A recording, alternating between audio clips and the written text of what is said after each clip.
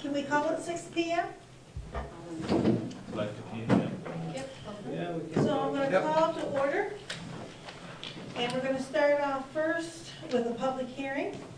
And the purpose of this hearing is to provide formal opportunity for council to receive public comments on proposed amendments to the Conway Area Municipal Planning Strategy, Generalized Future Land Use Map, Map B, by redesigning lands of Parsons Investments Limited located at Civic 206 Flatiron Road, PID 30364665, from commercial to residential.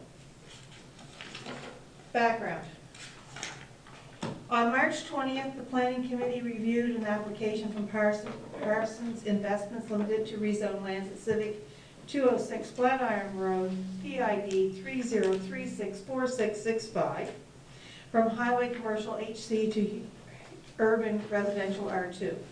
The subject property is located on the east side of the Flatiron Road, generally south of the intersection with Highway 303. The property was recently created through the subdivision of lands fronting on Highway 303, which are currently under development for commercial office use. The subject property is currently vacant and undeveloped. The lot has a frontage on the Flatiron Road of approximately 52 meters, 173 feet, and a lot area of approximately 1,897 square meters, that's 20,450 square feet. On May 2nd, 2012, the Planning Committee held a public information and consulting meeting concerning the Parsons investment application to amend the MPS and the LUD relating their property at 206 Flatiron Road. No member of the public participated and no written submissions were received. On May 22nd, the Planning Committee approved a motion recommending the Council approve this application. There has been no written submissions. Are there any verbal submissions? Hearing none and seeing no one coming forward, I would have someone move that we adjourn this meeting. We don't vote. We No, do we it vote in on council. it in council. Okay, sorry, yeah. I move for adjournment. Second. All in favor? Aye. Contrary minded, motion carried. For the public meeting, we will now go to council agenda. I would like to call the meeting to order at 6:03 or 4. I would like us to pause to seek for guidance.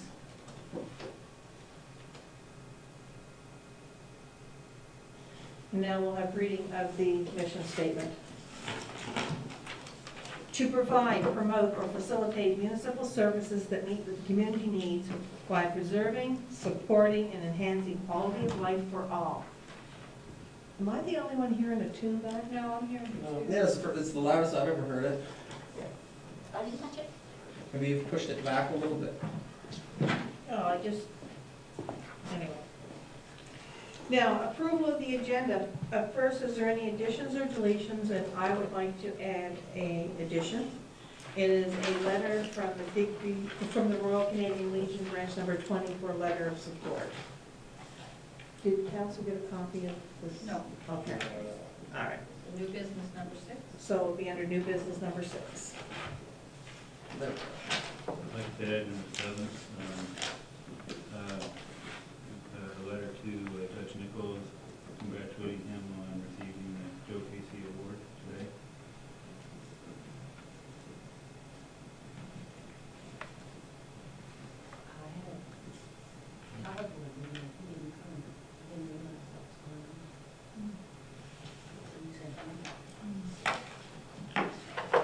Is there anything else? If I not, move approval of the agenda as amended. is there a seconder? All in favor? Aye. Contrary minded, motion carried. There is no special presentations this evening. Minutes of council, May 28, 2012. I'll move the minutes for May 28th. Is there a seconder? I'll second. All in favor? Aye. Contrary minded, motion carried. The business arising from the minutes. Anything that anyone want to bring forward? Not, I will start. Councilor Romero? No business. Counselor Evans? No. Counselor Tudor? Well, I might bring up the ferry, the wharfs down there. I'm gonna be going door to door, and I've got a couple letters already to try to get some money to fix up the wharf directly adjacent to the ferry. To tear it down is a huge amount of money, and it's condemned at the moment, so I'm gonna be throwing together a bunch of letters, and maybe we can get a letter from municipality eventually after that's done. I'll be asking their support, and I'm gonna forward it to Greg here. Okay, we had sent a letter on to the province. That was regarding the other wharf. Oh, that was the other was one. up for the Okay, list. sorry. Yeah. I just wanted to make sure it wasn't the same. Yep. Deputy Warden McAlpine. Just wanted to add, or let council know that I noticed today that they're working on the sidewalk and putting the gravel in on the shoulders of where they paved it, because there was a drop off there and someone could be walking along, and Is this Conway? in Conway, they just paved it, but they never put no gravel down and left it. So our staff talked to them about it, and they're back there working on it now. Good. Okay, Quite high. anything else? Deputy Warden? No, Okay, and there's nothing from me. Linda? Other old business? Nothing? No? Just making sure. Under new business, the first one is the Queen's Diamond Jubilee Medal Program. What it said, I'm just trying to pull it up here.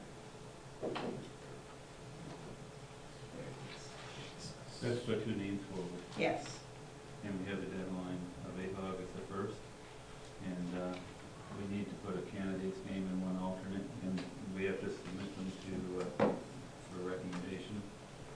And at this time, I'd like to put 1 name forward for him for consideration, and that's Jim Thurber. So is that the name? I think this is a different letter. This is the one that the municipalities? No, I don't think. No? No, this is the one from the FCM. This isn't the one from the Human Center. We have to put 2 names forward in consideration of the one we get to award. here at a council, yeah. Yeah. To celebrate the people who build communities. Through FCM, the federal government is inviting municipalities to award a Queen's Diamond Jubilee Medal to a citizen who has made an exceptional contribution to his or her community. The medal program is the centerpiece of a year-long series of Diamond Jubilee initiatives by the federal government. The Jubilee marks 60 years of public service by Her Majesty Queen Elizabeth II. To ensure that communities of all sizes and in every region of the country have the opportunity to participate in this medal program, all of Canada's 3,734 local governments have been invited to nominate a medal recipient and 1 alternate candidate. There will also be an opportunity for FCM and provincial territorial associations with FCM to nominate recipients from the national and the provincial municipal sectors. Try not to read so fast. So, I have somebody on the islands I'd like to nominate. as the alternate or what? Yeah, I guess, or as the main person, doesn't matter, I suppose. Okay, Roger Outhouse, who slaves for that community down there. Quietly and nicely, with just for his, just to do good. Very impressed with the fellow. I think for today, we just put names forward, and then we put a list together, and then maybe the next meeting, we talk about it. And if you want. so we have 2 names forward. Is there anyone else that would like to put a name forward?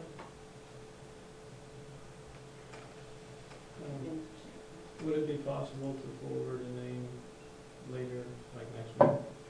Sure. As long as it's in, so that we can discuss all 3, and then also, you should make sure that you have information on these people, so that there's application forms, and I assume whoever putting these in needs to have these filled out for us, so that we can make decisions. So, that means fill out, and if you do one, and you do one. I'm writing it up right now. Must be finished soon. There we go. Not soon, next week. That's right. Yeah, how about we say it has to be done by the end of next week? Yeah. And that date will be Which June was today. 6th. Oh, wait. June 6th. Yeah, I did not mean when I was trying to think of, because there could be several people, and then we July 2nd. will make a decision. Oh, July 2nd. Oops. July 2nd. Okay. So you have the meeting on July 2nd. I'll do it up Yeah. right away. Okay, but they're, just follow the criteria that Mhm. are Yeah, there. Monday. Yeah, I'll be careful. Nomination form. I'm good at, July 2nd. I'm good. I think the second's a holiday, so maybe the I third. said, no, they have to midnight, get it in, so that on, when she comes in at 8 o'clock in the morning, she's Okay. got it. All right, good. No problem. I've learned, if we give another day, then it'll be, if someone forgets something, or No problem. I'm gonna be cruel. You're not looking at me, are you? Not I'm yet. teasing. Not yet. The next is the Statement of Estimates and Tax Rate Resolutions, 2013. And I would like Linda, at this point, to go through our budget, if you wouldn't mind. Up to this point, council has met on a couple of occasions to review the draft of our operating budget for the fiscal year 12-13. And at the last bylaw policy, we reviewed line by line each of the items. And so tonight, the bylaw policy committee had made a motion or recommendation that council approve the budget. But I thought maybe I'd do just a very brief PowerPoint presentation on it, just so that we're aware of what we're looking at. So what you see in front of you is the statement of estimates. Just have to bear with me more. All right, overview. The operating budget for this fiscal year, which starts April 1st and goes to March 31st, 2013, is $581,754,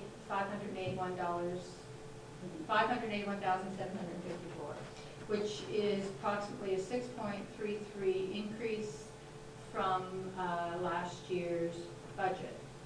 And council is proposing no changes to the residential tax rate of $1.30 per $100 of assessment, nor any change to the commercial rate, which is $1.85.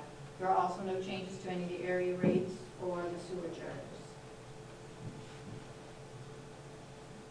So regarding assessment, total market value residential assessment for this year is $355,381,300, which is about a 2.14% increase in assessment from last year.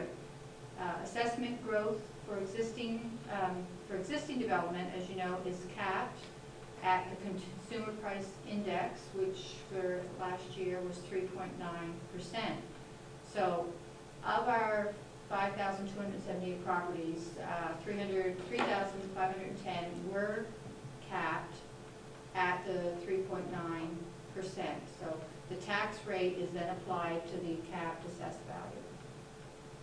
So any revenues from increased assessment is needed to offset the additional expenditures due to increases in mandatory contributions to the province and to fund increasing costs to provide a level of service to the municipality that council has approved.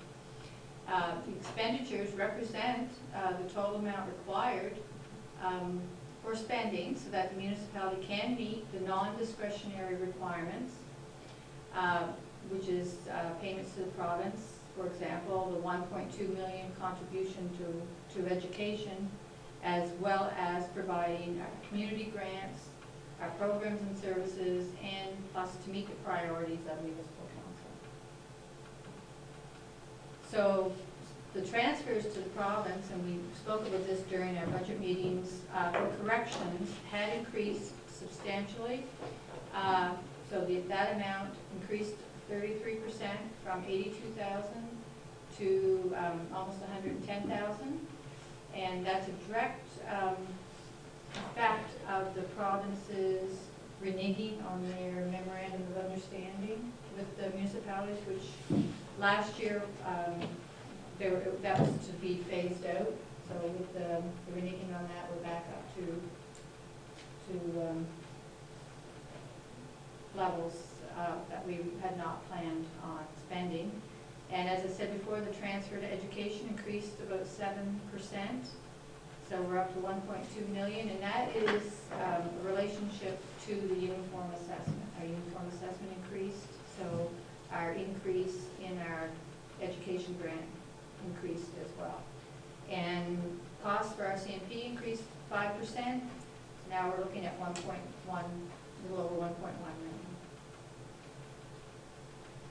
Now this slide isn't very large, but it's hard to see everything in there. But what I did was, assuming that you're assessed at $100,000, and that you're connected to the municipal sewer system, which would be a $200 rate, plus you have a fire rate, which is 5 cents, plus the street light, which is 11 cents. So your total property taxes for that year would be $1,655.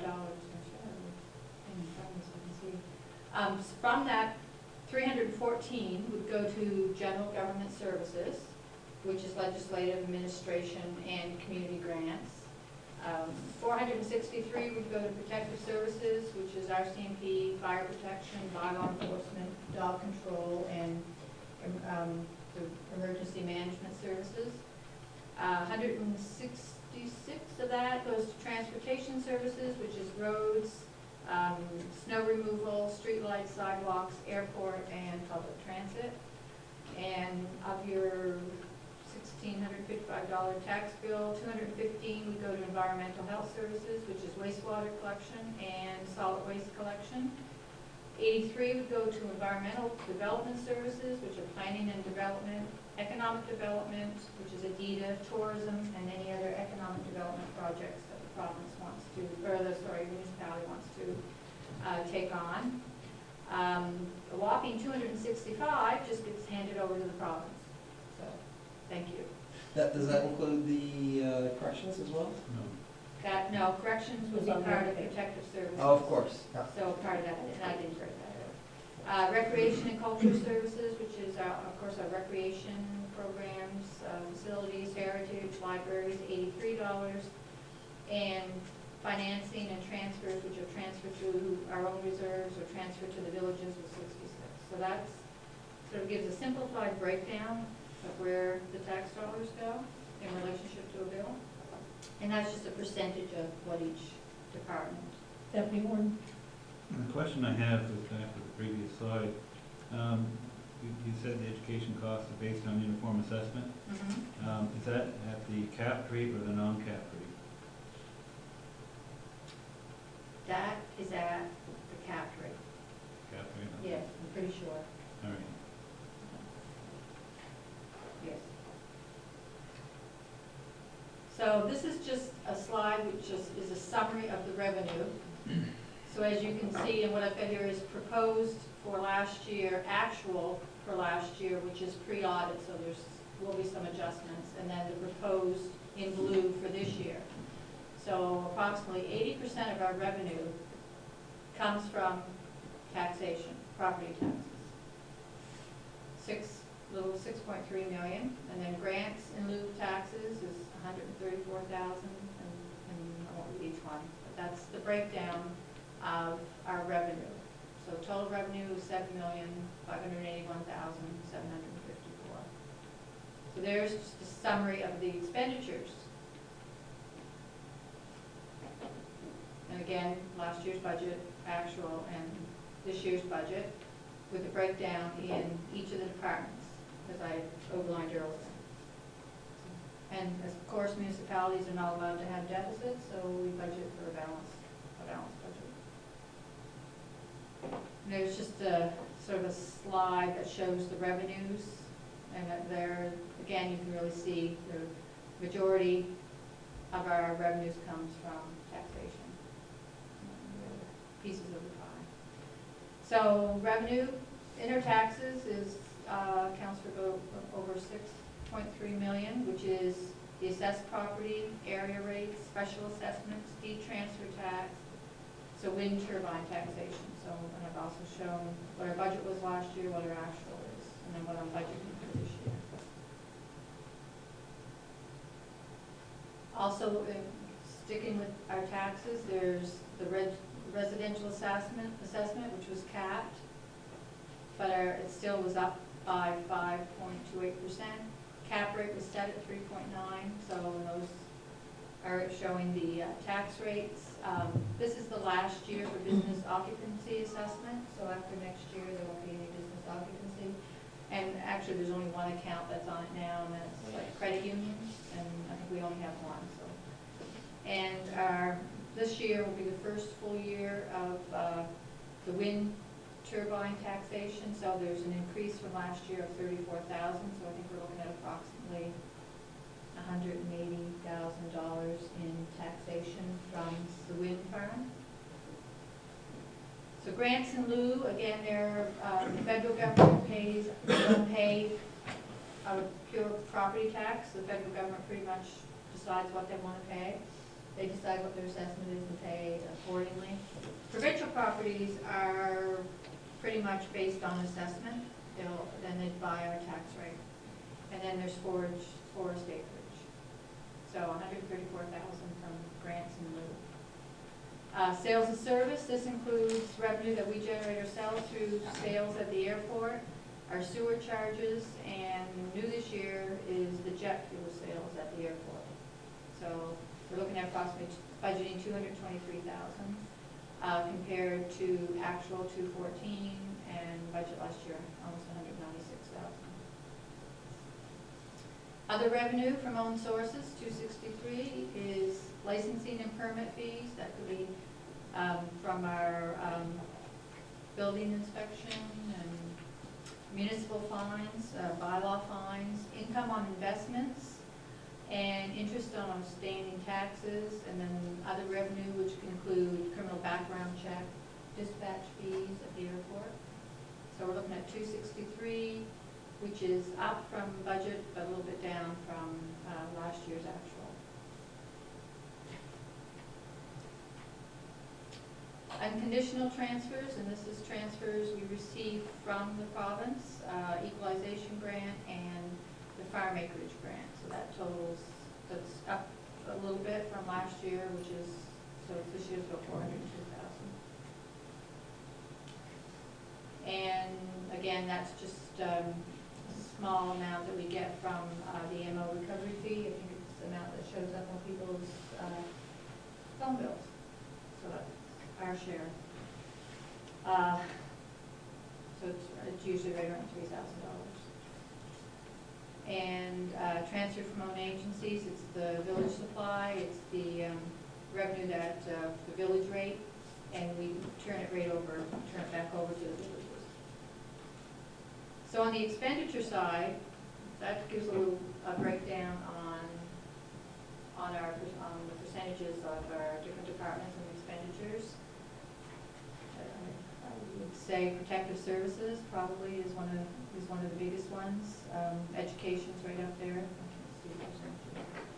Kind of gives you a good visual.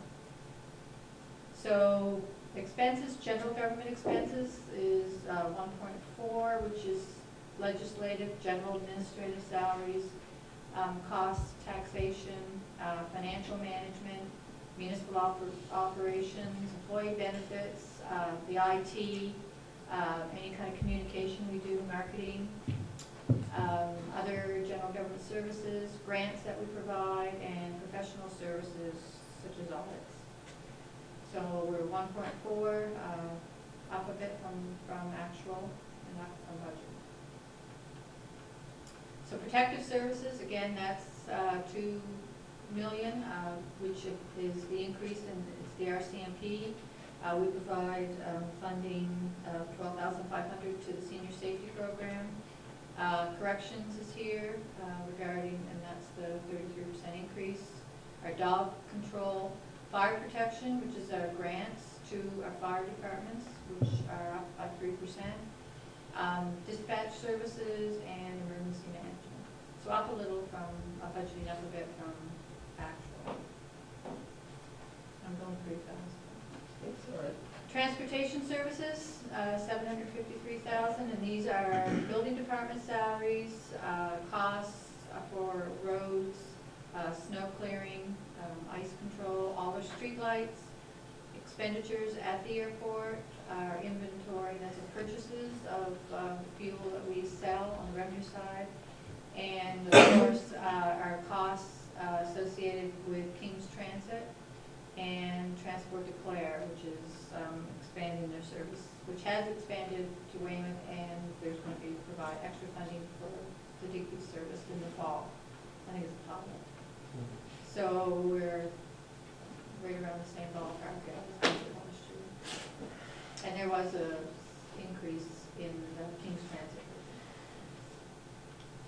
So moving on to environmental health services, and this is all our wastewater collection and treatment, our solid waste, which is the operation, not only just collection of the solid waste, but the operation of the transfer station, our household hazardous waste depot, and the public drop-off. So, and then we have now we also have a manager of environmental services.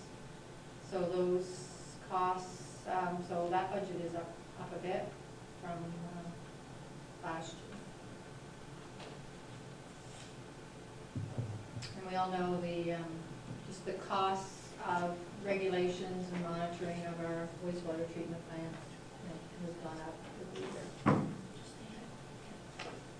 Public health services, and this is just a straight, again, it's a transfer to the Western Regional Housing Authority. We're required to pick up 100% of any deficits, and that again is a that was part of the memorandum of understanding that the province reneged on. We were only to pay 50%. So last year we actually paid 100%, and this year we paid 100% of any deficit. Environmental development services, and then this is all the planning and development, and this year we're conducting a review of our Conway and area land use bylaw and municipal planning strategy, so there's extra costs associated with that. Economic development is the core funding for ADITA, plus any economic development projects and opportunities that we want to take advantage of. And also part of that was the $20,000 that the council approved to hire a staff person for the Work Route Rally. Tourism, funding for the Digby Area Tourism Association, $10,000. And budgeting the first year the funding of $250,000 for a health clinic. Now, if the funding, if the project, that money was conditional on the health clinic group getting funding from the province and starting actual construction. But if this hasn't started, I want to set that aside in a reserve for next year. So that pretty much is the bulk of why we've gone from a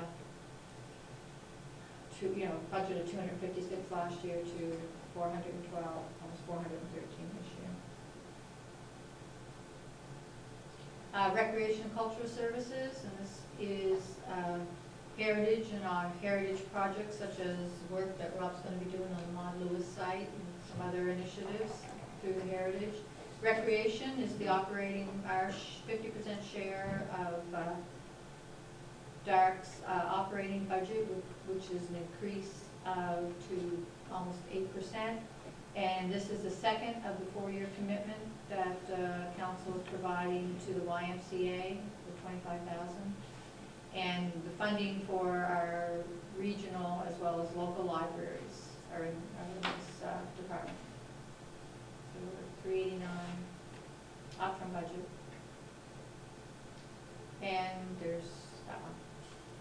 Education, which is Which we have nothing to say about. no, we just send it off. Yeah. Let them spend it. Excuse me. Yes? There's one thing to note there also. There's a 7% increase in cost to us, and yet, I think if you looked at the budget budget that the province had for the education this year, it decreased. 3%, Yeah. which makes it a 10%. But then our increase, we have a 7% increase, so I guess we have to pay what we have to pay, but the fact is, when there's a decrease in funding from the province to the school boards, and we're based on a formula, it should be tied to, our cost should decrease, not went up. That's right. Because our uniform assessment went up, I know, that's a But- function That's what it's of it. based I on. don't know if that's a full reason or not, but it's, this funding goes directly to the Tri-County Regional School Board. So it's basically to them, not to the Department of Education, so But, all yeah, the but money we pay goes to the directly to the school. Tri-County Regional School It Board. doesn't go into Halifax first? No, it goes Okay. directly, so it's a function of their budget as well. But their budget decreased as well, did it not? yeah, their That's budget what they're- increased, yeah, decreased, yes. Because they were all mandated to have decreased, so we're actually paying more than 10%, that's creeping up, I guess. So, you know, it'd be interesting to know what the percentage is sometime, not tonight, but it'd be nice to know what our percentage increase has been, and if there's a continuous increase annually, because this is one of the things that we had in the MOU that got canceled, Yeah, where we were gonna be locked into 10%. And I think it's something that we have to have discussions with the province again on this. Even though they canceled the MOU, it doesn't mean that everything that was on that is completely gone forever. So we have to start sitting down with them again on this. But it'd be interesting to know whether or not other units are facing the same thing that we are. I'm glad you're keeping on this one. So, and the last one is, last slide, I believe, is the financing and transfers. Any transfers to our own reserves, any capital funding from operation, and our transfers to the villages. And just note that we have no debt, so there's no debt charges included in this amount. And I believe it's all. So that's sort of a quick overview of the budget. yeah. I would like someone to, do I'll read it. okay. Be it resolved that pursuant to the authority contained in Section 72 of the Municipal Government Act, the Council of the Municipality of the District of Digby hereby adopts a statement of estimates in the amount of $7,581,754 as presented for the fiscal year ending March 31st, 2013. Further be it resolved that a commercial rate pursuant to Section 72(6)A of the Municipal Government Act be established at $1.85 per $100 of assessment. A residential and resource rate pursuant to Section 72(6)B of the Municipal Government Act be established at $1.30 per $100 of assessment. And further be it resolved that the following area rates pursuant to Section 75(2) be established for the provision of fire protection, street lighting, and sidewalk maintenance. Under sidewalk maintenance, Conway sidewalk, area rate of 4.5 cents per 100 of assessment. Mount Pleasant sidewalk, 4.5 cents per $100 of assessment. Under street lighting, Weymouth Falls light rate, 10 cents per $100 of assessment. Bear River light rate, 11 cents per $100 of assessment. Digby Neck light rate, 11 cents per $100 of assessment. Barton light rate, 11 cents per $100 of assessment. The Cloden light rate, 9.5 cents per $100 of assessment. The Smiths Cove light rate, 8 cents per $100 of assessment. The Weymouth North light rate of 10 cents per $100 of assessment. Under fire protection, the Digby Neck Fire District, 5 cents per $100 of assessment. Smiths Cove Fire District, 6 cents per $100 of assessment. Freeport Fire District, 5 cents per $100 of assessment.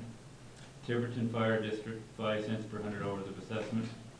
Westport Fire District, 5 cents per $100 of assessment. Barton Brighton Fire District, 5 cents per $100 of assessment. Plimpton Fire District, 5 cents per $100 of assessment. The Weymouth Fire District, 10 cents per $100 of assessment. Bear River Fire District, 5 cents per $100 of assessment. The Digby Fire District, 5 cents per $100 of assessment. Southfield Danvers Fire District, 15 cents per 100 hours of assessment.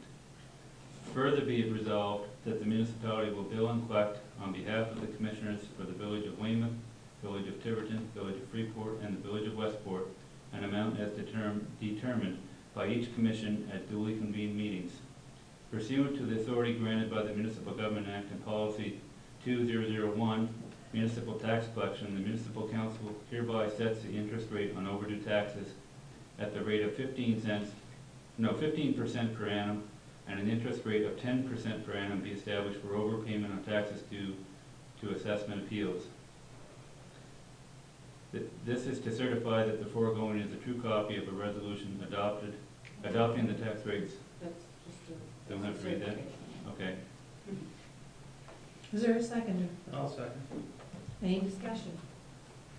All in favor? Aye. Contrary minded, motion carried.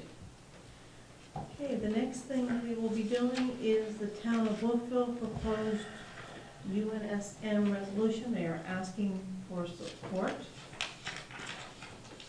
Deputy Warden? Under the way that resolution has been worded, I cannot personally support that. It's being too restrictive on trying to tell the province how to fund transit in Nova Scotia. I firmly believe that the province should be involved in funding transit. And I think we have to negotiate with them on how they're going to do it, but to try to tie it to the HST is restrictive on when you to negotiate with them. And it's basically putting a dollar amount as to what you expect the province to put forward. So I think the intent is good, but the way it's worded, I don't feel that it would go forward. So, My feelings on the content or the grammatical content, I guess, of the letter is it was verging on, it was nonsensical. It wasn't verging on, it was flat out nonsensical, and it was, I can't vote for anything that I would give an F to my ESL, grade 8 ESL student if he handed it in a few years ago. But maybe I would agree with it, who knows? Because it was so poorly written. And so definitely not interested in supporting that resolution. I agree with Deputy Warden. I would like to see the province step up to the plate in funding public transportation, no question. But for us to tell them to how to set their tax rate and what to do with the money, I think that's a little bit overstepping our boundaries. Okay, so should we send a letter off to Wolfville and let them know that we just feel it's a bit restrictive? That we support its intent, but not, necessarily They wanna go all with the it. wording of it. Yeah, I mentioned it being quite confusing. Very confusing, they worded. okay, so we will send off a letter that it's the intent, but we don't agree with how the taxation, so we cannot support it. Okay. Next is the follow-up from the joint meeting with the municipality of Clare, the task force completing a highway from Digby to Weymouth. At our, Didn't have anything to do with the okay, background. no, I just lost my stuff. Oh, so, that you were looking for. No, everything just, you heard those dings? I lost it. Anyway, that's what I was trying to do without being very obvious, I lost everything. We had a meeting with Claire on last Monday night. We've been talking about what have we done over the years with the highway, we've written letters, we've talked, we've gone to see, but we've never developed a task force, which came out of the warden of Clare, Jean Watson, which I thought was an excellent idea, and it was embraced by both councils. We know it will fall to a lot of work for the CAOs and staff, but we think it's very important. So tonight, what I think we need is a motion that we will try to form a task force for this. And we want to start as soon as possible. I'll make that motion. Okay, you're seconding? Yep. She's Discussion. make it. Okay, I'd be interested to see if there were counselors, at least 2 members of council who would want to sit on that committee. I plan on it, and I Sit think- down and determine who, meet with perhaps a couple counselors from the Clare Council and sit down and see what they would feel a task force, would look Mhm. like. Mhm. And maybe produce, say, a mandate, in Mhm. terms of reference for this committee. Certainly. Deputy Warden?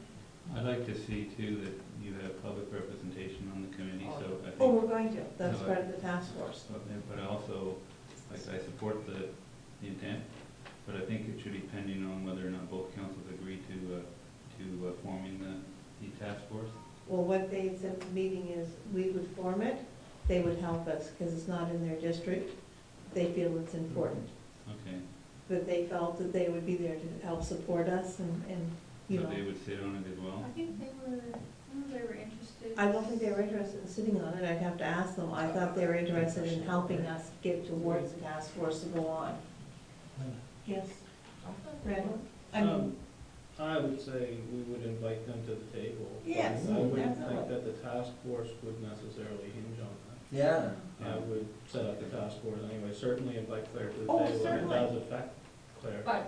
But I wouldn't say, no, we're not gonna do it. Oh, no. Yeah, it shouldn't be contingent upon their. Rachel? But my feeling was that one of the counselors represents not only Claire, but is also, as a bus driver, is one of the stakeholders, because he's driving those roads. And so therefore, he sort of has a double reason for being there, so he may be one I that's think they probably would. be interested in being on it, yeah. Deputy Warden? I feel it's gonna have a lot more weight when you come to dealing with the province if you have a regional committee Yes. struck. So if you have representation from Clare and the town of Digby and ourselves, then even though we may be the lead on driving it, I think if you can get the other units to participate as well, it's going to have more weight when it comes to dealing with the province.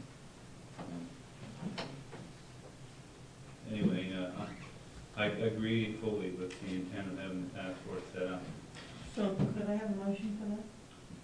There's a motion You have a on the motion? table. Yeah, she never did word it though.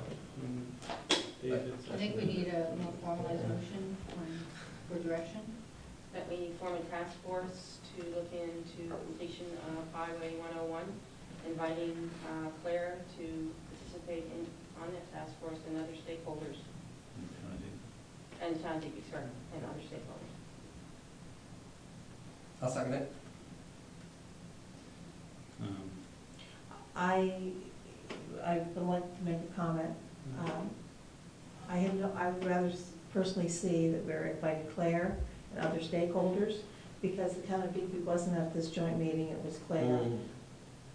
Yes, we should invite them, but I don't think it should be in the main part of the motion.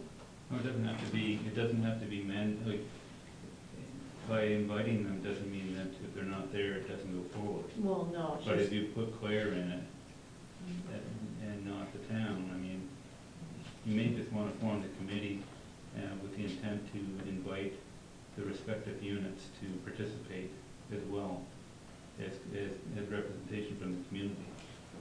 So, Well, the other stakeholders, oh, sorry. yes, Other stakeholders, I think, covers it. I'm okay with the wording on that as the second. So we're taking the town out, or are we moving? that's up to you. We could just make it very simple and just say other stakeholders. I guess the intent is, do you want us to invite the town council to be part of that team? Jerry? it's no different than when we formed the airport committee. We'd asked, it's our committee, but we asked the town to participate and have representation on it as well as Annapolis County. So you could set this task force or committee up and invite them to participate. So, you may want to even broaden it even more than that. You may have representation on it from, Well, we first gotta get it ready. Mhm. That's the way you've got to start and get it on and then go on. I definitely think we want to invite the town. I think it should say Claire, municipality of Claire and the town of Digby. I think it has more force as a regional committee that we just talked about, regional And area. all 3 municipalities Yeah. are directly impacted. I'll leave it the way it is. Yep. All in favor? Aye. Contrary minded, motion carried. Next is the Timeview Terrace Amendment to Instrument of Incorporation. What this is we want to change the Timeview that we'll only have one, possibly two counselors on the committee from now in the fall, from then on. That they will either have one or two, and they're thinking right off the beginning as two counselors and one from each municipality. And I'm assuming from that we would pick our representative from the municipality and the town would pick theirs from the town. It would not be Tideview itself picking. When I read through this, though, the way it's worded is that there's a committee from Tideview that would pick the names of the people. Now, that's where I read it. There were 3 pieces of stuff that came through here. Yes, there was. And I read it in the bylaw for the Tideview right now. We're only supposed to have one counselor on there and 2 citizen appointees. No, that's what they wanted. That's the recommendation. And in order That's to the do that, recommendation. the articles of incorporation, which were approved by both the town and municipality, have to be amended. Yes. Well, And actually, there's a recommended motion that, and the way it's worded is that at least one counselor appointed by the council of the municipality of Digby, at least one counselor appointed by the council of the town of Digby, and at least 2 with a maximum of 4 public representatives who have applied through a public notice process and have been successfully screened by the ad hoc board committee. So I'm assuming the board would maybe choose the public participants. Is that, Okay, I'm gonna start with Martha. Okay, I have a problem if it's the administration of Tideview that's gonna pick them. I'm okay if it's the board, but if our administrator is the final say, then I can't go for this, sorry. I don't. I'd rather us choose. Deputy Warden. My issue with it is allowing another committee to choose representation representing the municipality. We had this issue happen to us before in the past with our old RDA, and it caused some issues for us. Also, it doesn't have a provision there where we have it set up that if you're a citizen appointee, you can only sit on so many committees representing the municipality. Right. So you'd have to have a way to know whether or not a person's eligible. Is that correct? Well, who appoints the citizen representatives now? There are It's none. not There are us. none on There there. are There's none? No. No. It's only us. counselors. 3 And we counselors. appoint. We appoint our own council. who would be, pardon me? Okay. I just Jimmy, wanted then to you. finish one piece. Yeah. All I wanted to state was that all other committees that we have representation on from citizen appointees, they're all appointed by council right at the present time. So if we did this for this one organization, in essence, you would be setting a precedent on how you would have to consider other committees that we have also. Okay. I was okay with that. I was just wondering at first, the ad hoc board committee, what is the makeup of the ad hoc board committee? We don't know. It would be a committee made up of the board members. Okay, of which there's one counselor and another counselor and presumably, Well, we don't know. yeah, because it's funny, how will this start from this position, because Well, I know right now they're talking 1 and 1 and 2 and 2. but having said that, Jimmy convinced me. I do think that we should keep council, our finger in the pie. As the elected representatives. Yeah, I agree that there should be public Yeah. and strong, but I understand where you're coming from, because we appoint all committees to our, And we're accountable. and we are accountable. Jimmy? But I mean, also Deputy Warden. to consider, in consideration to their needs as well, if they had a committee struck that I guess, screened the applicants and made recommendation to us on some names that we could choose. I don't know, I mean, I'm just throwing that as another option, but I personally think that we have to keep I control think here. what you're saying, and I think the best way to do it is keep it as it is. Yeah. Precedent, yeah, follow it. So what we are not agreeing to, and we'll send back a letter to Tyview, that we want to still appoint the municipal reps. I'd just like to interject for a moment, just Mm-hmm. to point out something. ADITA board appoints or selects the sector reps onto the board of directors right The sector reps, that's not from the So- municipality. now. So it's not true No, that, that's not from the municipality, that's municipality. from all the region, They're not municipal appointees or representatives. the but are these representatives. gonna be municipal It's appointees? not, it doesn't say that, Appointees? you're saying It there's doesn't say that. 4 or 2 to 4 from the public, and it doesn't say It whether they doesn't would say be what municipal municipality. or town. I mean, it could be. No, if you go, Technically, you could go for town then. just It if does you, say if that. you go back to the original documents, when Tyview was established, Yeah, it meant 3 came from the municipality and 3 came from the town. It did not specify whether they were a councillor or a citizen appointee, but it did say that 3 came from the municipality. and it doesn't say that they have to be council? Not in the original incorporation, like where Okay. it's the one that goes sideways on your page. And then you have to just view it. I'll find it here in a second. I just read it a minute ago.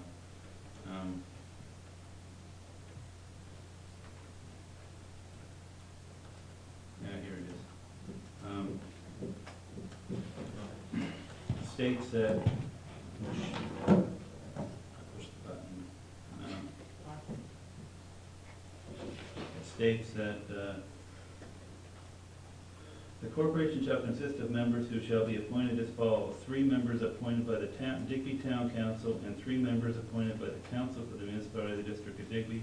And then the provincial chairman of the corporation is McLeod Rogers, QC of the Water Street Digby.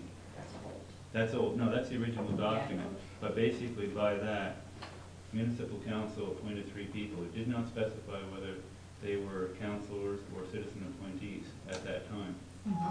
So what would you suggest? I still feel that we need to have 1 councillor and 2 citizen appointees to represent the municipality of Digby, Nice and clear, yeah. and that we appoint them. No different than we appoint our councillor that sits on the. Okay. So how is the amendment, or? Well, I feel that the municipality has to continue to make the appointments to Tyview, and that we would have one person from council and 2 citizen appointees from the municipality to represent the municipality on the board of Tyview, Appointed by council. appointed by council.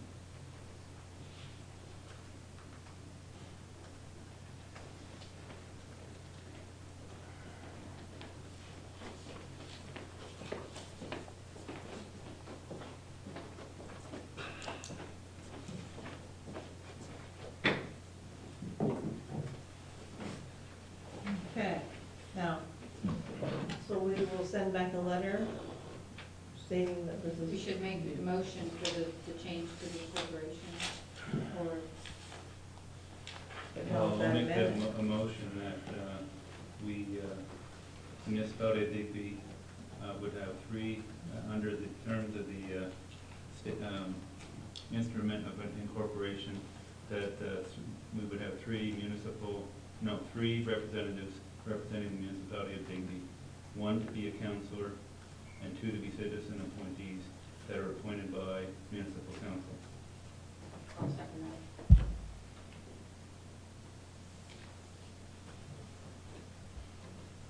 any discussion? All in favor? Aye. Contrary minded? Motion carried. The next is the Legion, and this is from Royal Canadian Legion Branch 20. As per our telephone conversation, the Digby Legion is currently seeking a grant from the New Horizons to renovate the washrooms to be barrier-free. Part of the application process requires a letter showing community support for our project. It would be appreciated if we could get such a letter from the municipality of Digby. Where I must get the application in the mail by Tuesday, it's hopeful that I could pick it up on Tuesday. I so move that we write a letter of support for branch number 20 Legion. Is there a seconder? I'll second it. All in favor? Aye. Contrary minded, motion carried. Can we have that ready for tomorrow? Yep. Oh, good. But it may not be morning, Well, but who, is there a number? it's to Tim Conway. I guess. Let me know when it's signed. so- And they can give you his number. It's a 638 number. I mean, Tom, I said Tim, I meant Tom. I had in my head the median, I guess. Okay, next is Judge Nichols, the Joe Casey Award. Yes, today the town awarded Judge Nichols with the Joe Casey Award. It's the second year that they've awarded this. And I'd like for a letter of congratulations to come from our council to Judge Nichols for receiving this.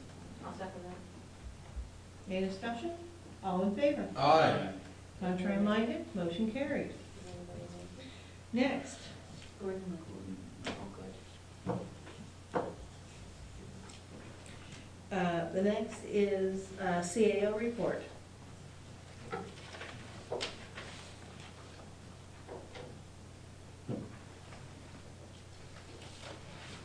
Now, in this CAO report,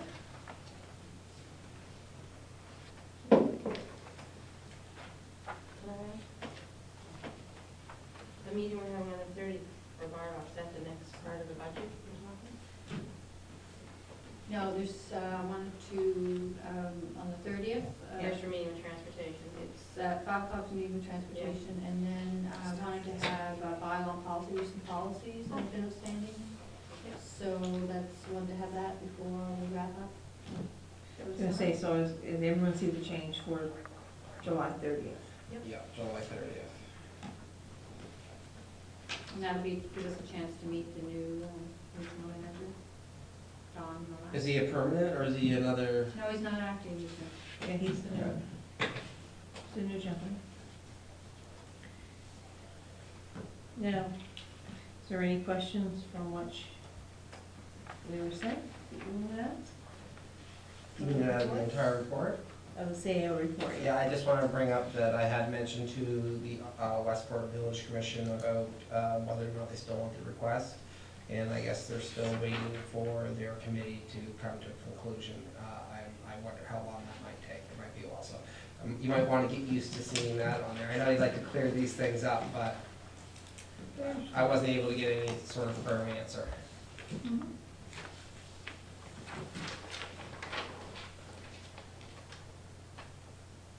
If there is no more to be, we will go to the payables of May 2012. I'm looking at you. I move approval of the payables for May 2012 in the amount of $697,647.69. Is there a seconder? I'll second it. Any discussion? All in favor? Aye. Contrary minded, motion carried. Next is correspondence and information updates. The Union of the Nova Scotia Municipalities, the Municipal Awareness Week, Nova Scotia Department of Justice, RCMP, Service Nova Scotia Municipal Relations, the CAF funding, Labor and Workforce Development Building Department, Nova Scotia Labor and Advanced Education Building Code Regulations, Rob Bennett letter, and Annapolis County media release regarding King's Transit. Yes? I'd like to speak about on number 1, the Municipal Awareness Week. Yes. This is an initiative being driven by the union to have more awareness in the communities, especially with the election coming up this fall. And I'd like to see if there's something that we could do between now and September as an awareness piece. I was asked to do this where I'm the president, that at least our unit should do something.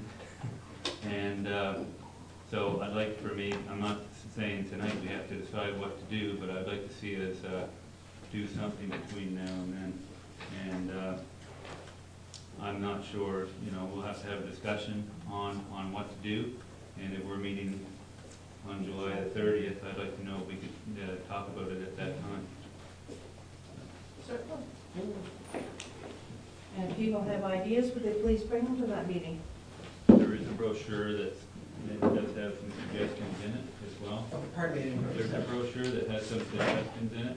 The only negative aspect of it is though that some of the pieces that they have in that is to go to schools and do presentations and schools out, so you're not gonna be able to do that, but there may be something else that we can do. Can I get a copy of the brochure, is there? It's not, you got one, Attached. it's part of your package. What's it called? It was under the Correspondence. correspondence. And under the correspondence, it's under the Union of Nova Scotia Okay. Municipalities Municipal Awareness Yep. Week. Yeah, right there. Okay, thank you. It's not a special week, it's anytime that we wanna do it. I really think that going to the schools this fall would be a really good thing since we are going to have municipal elections.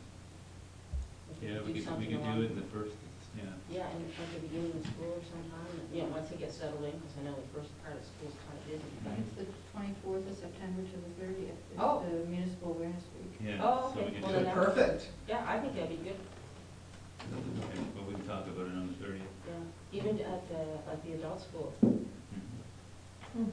Yeah. Okay. Any others?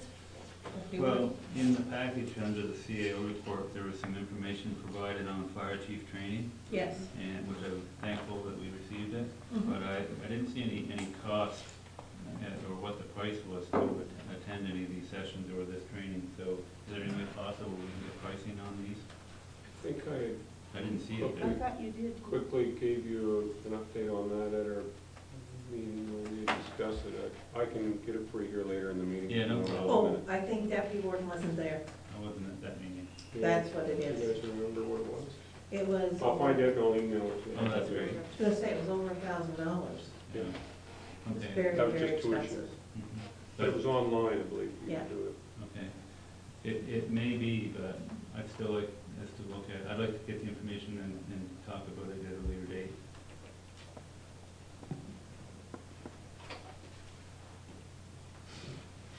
Didn't I just see your hand up?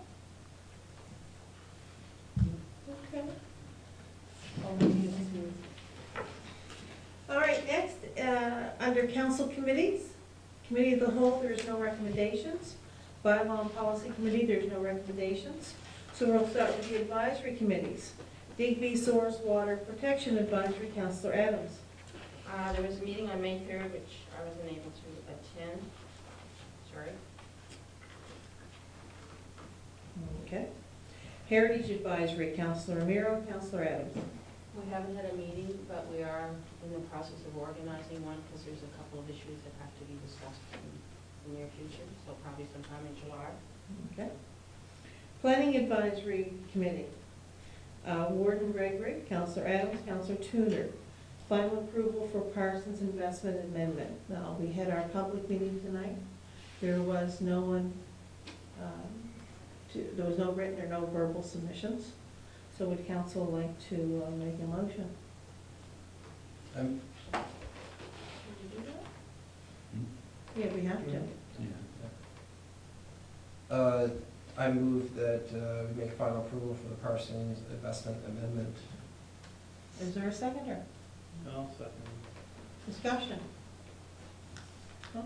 All in favor? Aye. Contrary minded, motion carried. The Police Advisory Committee is Warden Gregory, Councillor Miro, Councillor Adams, and we are meeting in July. Isn't it July? What's the date Yeah, on that? I don't have the date of it. I do have my book, but not here. The 17th 17? to Tuesday. And the next is our Remo Advisory Committee, Warden Gregory and the Deputy Warden McAlpine. We have no meeting. No meeting. And Western Regional Housing Authority, that's our Fitzgerald, and that report is not due until any time now. Airport Working Group, Deputy Warden McAlpine, Counselor Adams. There's been no meeting, but I just wanted to state too that the jet fuel is people are out there starting to be aware that they have it now, and hopefully, you know, we have some contracts for at least some steady usage of it. But I think it's another piece to the pie, and it makes the airport a lot more attractive, and you're getting some new planes coming in there because of that. So. Excellent. Just to add to that, we did get an update from our consultant just recently. We're up to, well, his update was last Friday, but it's changed since then. We have 4 parties now that are showing interest in purchasing lots. I met with one of them actually today.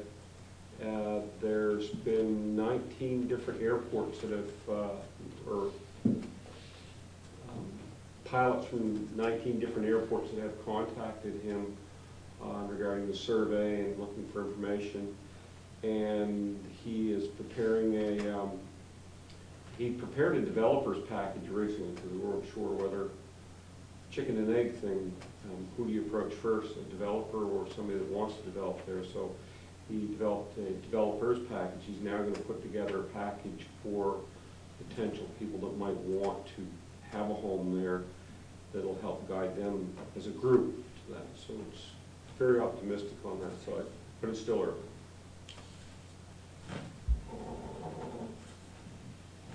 Okay, the next is Annapolis Digby Economic Development Agency. Councilor Randall Amiro, minutes have been sent from May the 9th, and the managing director's report.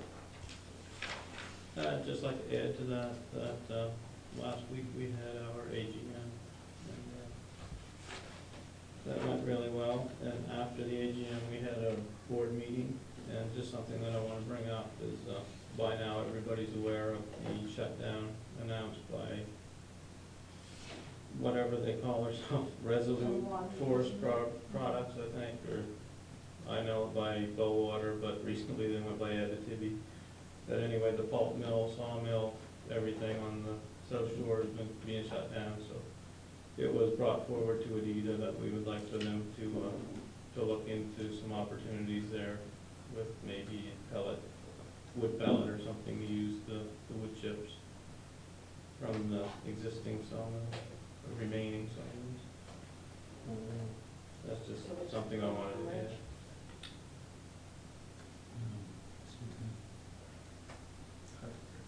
Yes, sir. Just want to ask a question to Councilor Ramiro. Was there any discussion at the RDA in regards to Brooklyn Energy and what's going to happen with that piece of the Resolute infrastructure? Like whether is there going to be a buyer? Because I think if they get that piece of it going anyway, you're going to have the ability for the small mills to still get rid of their hog fuel and their chips. It wasn't, not specifically, no. Okay. It was just mentioned the whole. It's too early, probably too early anyways. All right, because I believe that Brooklyn Energy put out over 30 megawatts of power, and you know it's a very viable piece of the infrastructure there, and I think it would be attractive for someone to purchase that. Okay. There was an article in the newspaper today, Reg Ritchie, the warden from Annapolis County, saying that he felt that they should be in on some of the discussions because it's going to affect quite a lot in Annapolis County because a lot of the wood, the acreage is there, and also the same as us truckers and all the other people that are involved in Well, I mean, in Digby, we have think of Mr. Alexander's mill and how much work that they do with low water. There's a lot of people. It goes deeper than that. I mean, we've got one of our larger employers in the county, Lewis Moldings in Weymouth North, and they've got, I think, around 70 people working there. They got all their pine, or most of their pine came from Bellwater for their production, and all the wood chips went to Bellwater, down to Brooklyn Energy, and to the mill. So I think it's a grave circumstance for him and in their operation, and that's why I feel it's very, very important that he has a means to get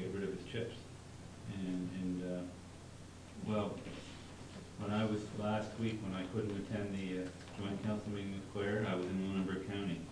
I was down to Lunenburg, and this was like the first Lunenburg and Queens County met, and this is one of the highlights of the meeting, of the discussions on what's taking place.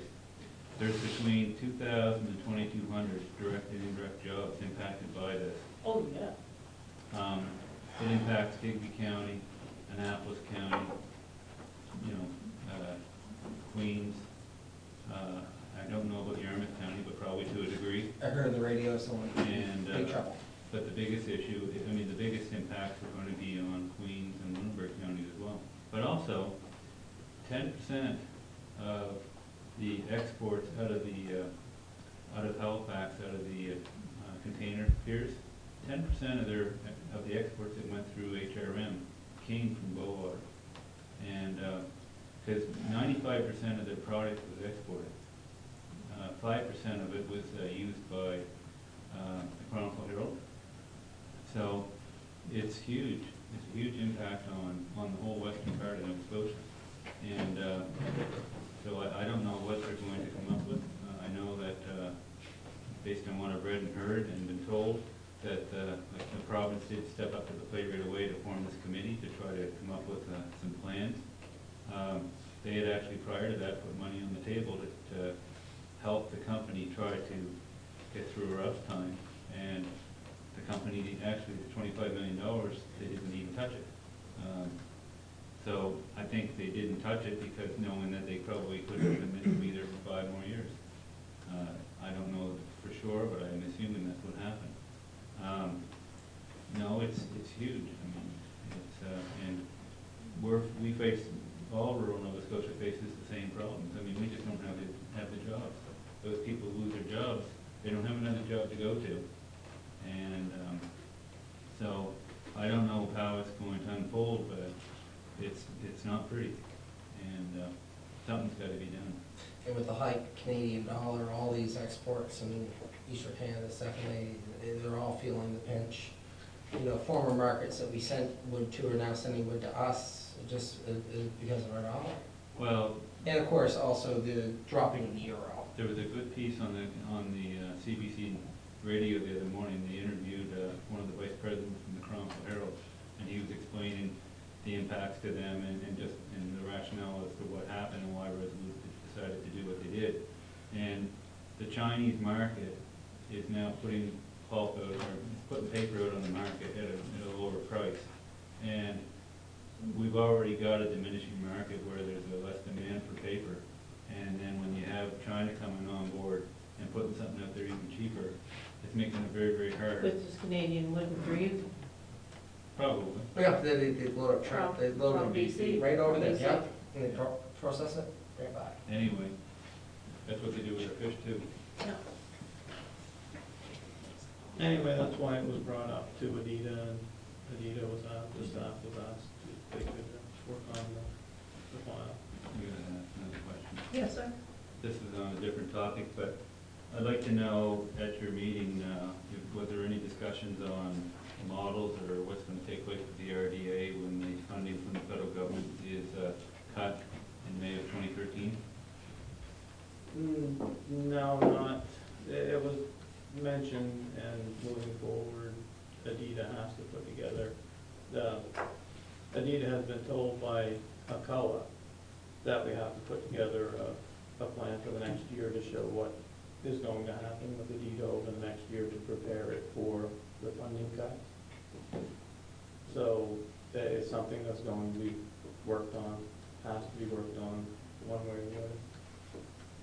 I have Linda. sorry, go ahead.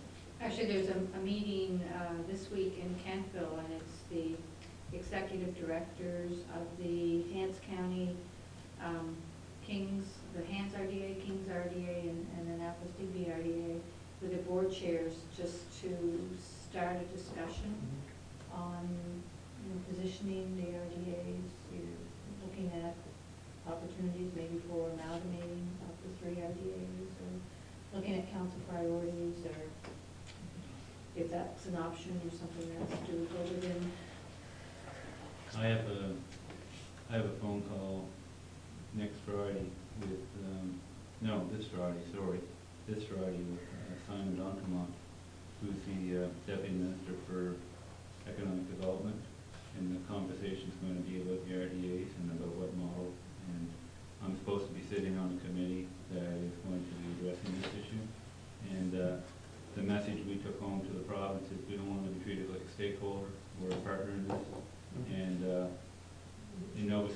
model was different in Nova Scotia than it was in other maritime provinces, where we had a true partnership where we paid a third, the federal government paid a third, and the province paid a third. That didn't happen in other jurisdictions.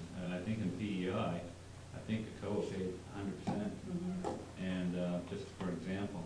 So we are not just a stakeholder, we're partners, and we want to be treated with that respect. And and I think the province is listening to us, and I think that they are going to respect that. So, but like was stated, you may see larger RDAs, you may not see as many RDAs. Right now, there's currently 13. Some have worked very effectively, and some others have not. And I think that that's why, I mean, I think the federal government has maybe possibly not been happy with some of the outcomes in some of the RDAs, and maybe that's why they decided to do what they did. I can't say for sure, but I do know like they still plan on putting money forward for project funding, but not for operational funding. So anyway, have to wait and see how it unfolds. Yes. The next is the Bay of Fundy Marine Transportation Association.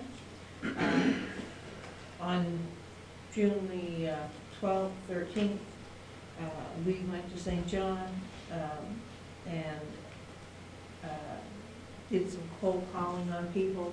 We also had a meeting with the Board of Trade where we met with people from Discover St. John, Cook Agriculture, the chair of the Board of Transportation Committee, the chair of the Blue Chip Leasing Atlantic Canada, Policy and Research Officer, and the president of the Board of Trade, which we talked about the origins of the group that we were there ourselves as, and how we've been working with Greg Kerr as well.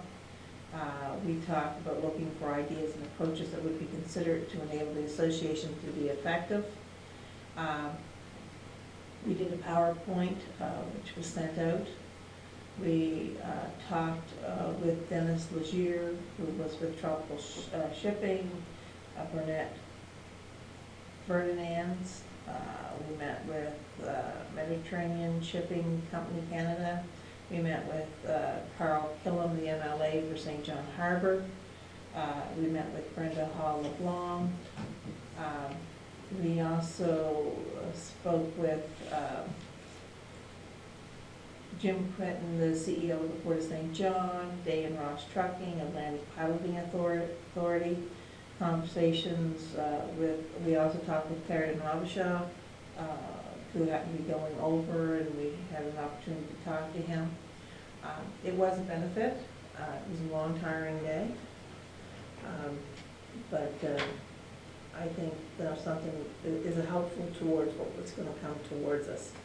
We are going to be having an AGM in July, and it's going to run from 1 to 5, sorry, on July.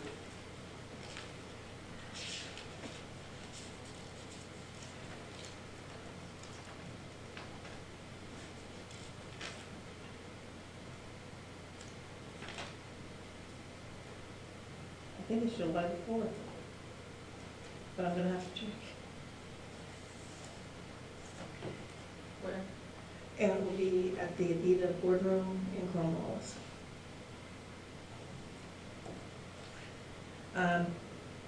Next is the Digby Library Committee, Deputy Warden McAlpine. You have the minutes of March 2012. Yeah, there hasn't been a meeting. Okay. Digby Municipal Fire Association, Councilor Tudor. I'd like to mention that the minutes haven't come again. I was speaking to the new chief of the fire, is it chief of the fire association or head? President of the fire association, and she said that she had spoke to the secretary last week, said that she warned them herself right away. She said she'd do them, but now this is what, the 6th time in a row? Oh, and Helen Teague was elected the head of the fire association. That's a big deal. I know what I did. It's okay. I was looking at my report when I looked down at the next one. Excuse me for a second. Okay, the next is the Digby Annapolis Development Corporation. Is that officially gone? No, Oh, okay. no, still We out, we just haven't met. haven't had a meeting. Oh, Still okay. going. I'm just asking, Stretching the human language. which is Deputy Warden and Counselor Amiro. The next is the Digby Area Learning Association, Counselor Adams. We have no minutes, but we have an executive director's report. Okay, we met this morning because of the graduation on Wednesday. We usually meet Wednesdays. But we didn't have a quorum, so the minutes were not approved, so she didn't send them on today. And graduation is Wednesday night at the Digby Regional High School, 7 o'clock, for the adult learning school. So, and everyone's welcome. I said mine, that I was coming. Digby Area Tourism Association, they had a meeting, I have not been sent the minutes, I was at another meeting at the time. Digby Area Recreation, Counselor Brick, Counselor Tudor, Warden Gregory. You have the minutes of May 2012, staff reports of 2012, and the active kids report card. Is there any questions for the Digby Area Recreation Commission? We will be having public swims that are starting. They are having day camps. It's busy with programming through the summer. We will be doing a celebration for our 25 years. So, thanks to bringing it forward from Deputy Warden Calvine.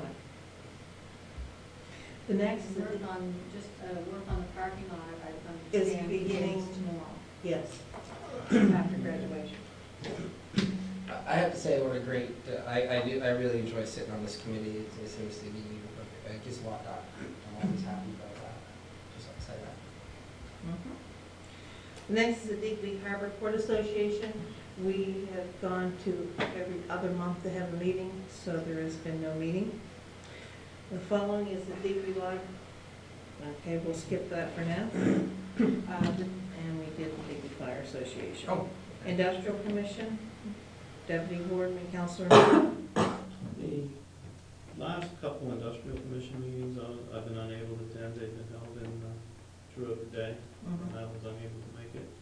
They were, I think the last one was to finalize the RFP.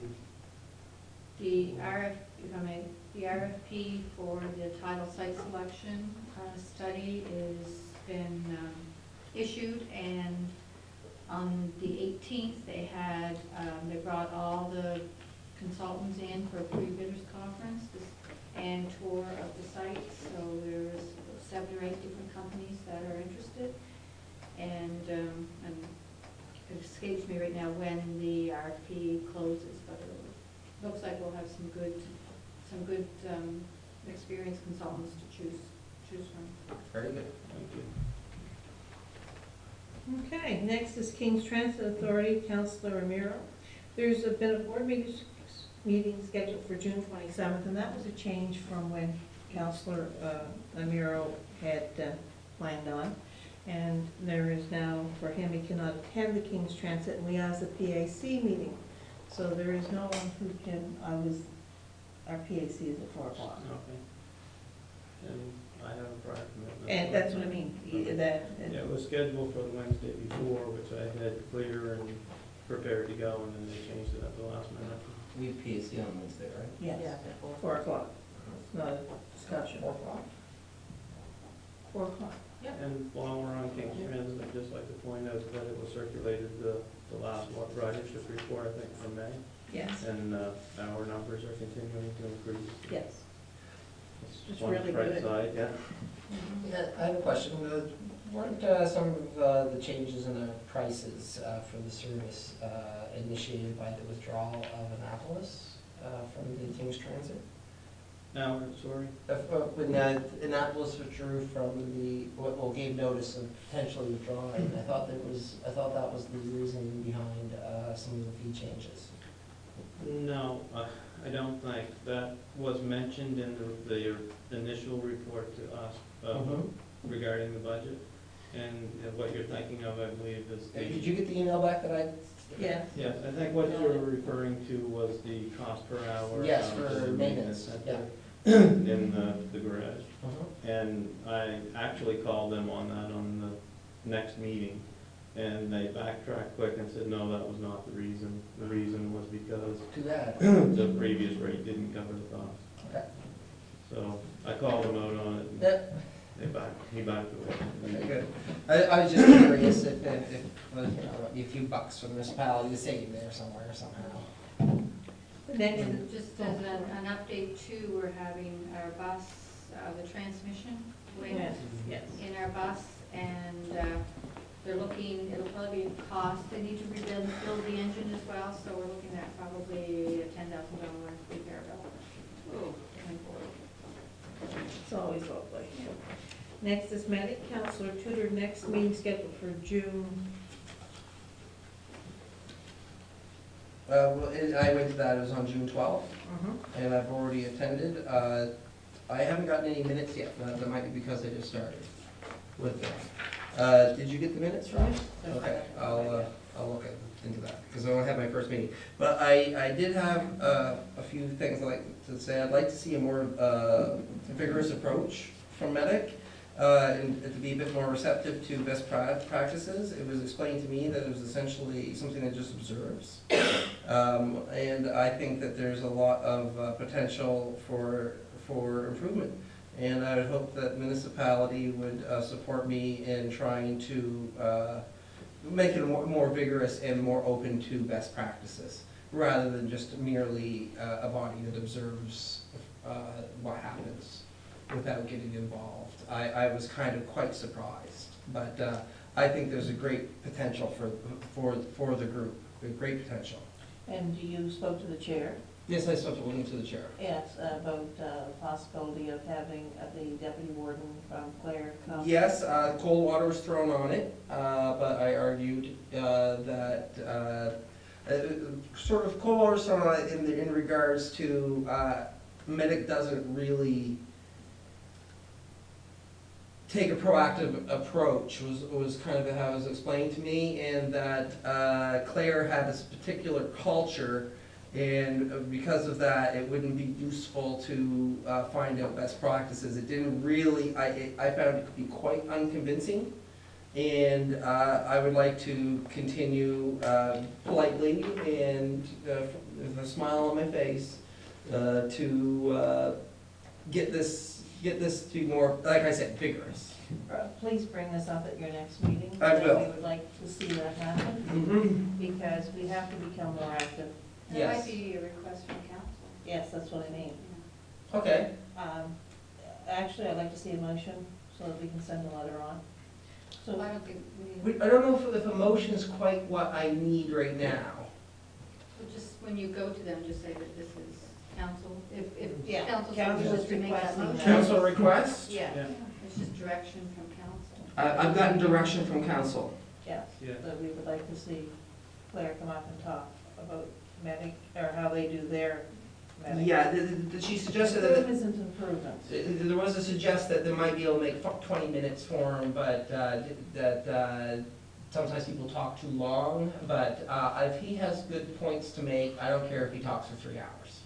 And I think there's opportunities to partner with them Mhm. in that event. I mean, their clinic is going to be full very soon, and if they still have those 3 students, graduating from the area, I mean, Digby is very close to Clare, so there may be opportunities not just to learn best practices, it could be an opportunity for Weymouth as well.